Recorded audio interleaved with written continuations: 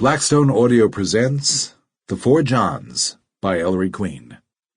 This book is read by Mark Peckham.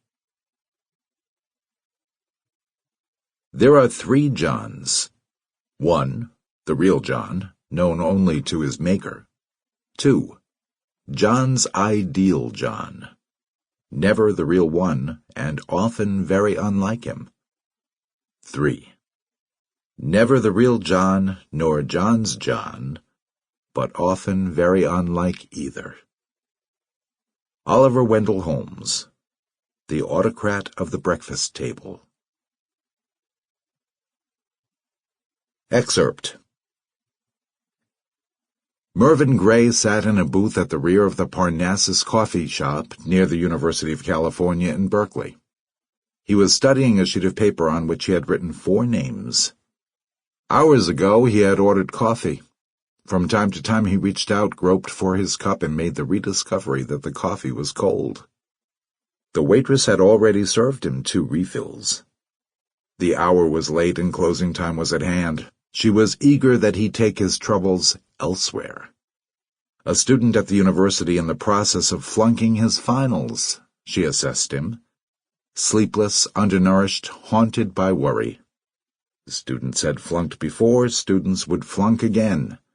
This young man, for all his despair, undoubtedly would survive. The waitress was wrong on all counts. Mervyn Gray was not a student, he was a teaching assistant. And he felt not at all confident of survival. 2 days ago he had been almost poisoned.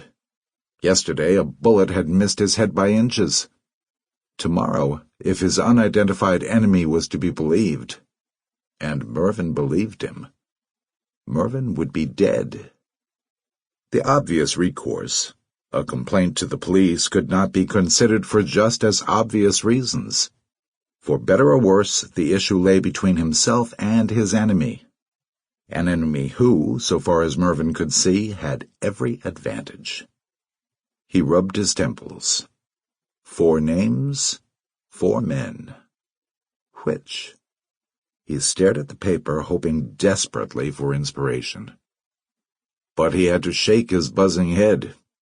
He reached for his cup and at last took note that the coffee was cold. He drank it anyway and closed his eyes. The lids felt stiff and harsh. He raised them. Which? With infinite care he arranged his thoughts. A problem existed, so a solution must exist. He reviewed his chain of logic. Sample complete. Ready to continue?